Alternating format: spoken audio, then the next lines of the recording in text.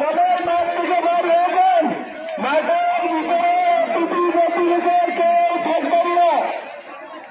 অনুরোধ করতেছি দর্শক মন্ডলীর কাছে, মাঠের ভিতরে দুটি গতিবিধির কেউ থাকবে না। সকল দর্শক মন্ডলীকে মাঠের বাইরে যাওয়ার জন্য বিশেষভাবে অনুরোধ করতেছি।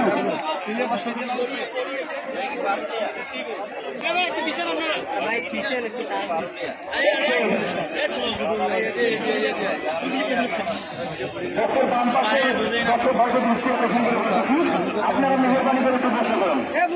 আমরা খেলা দেখতে না করলে আমাদের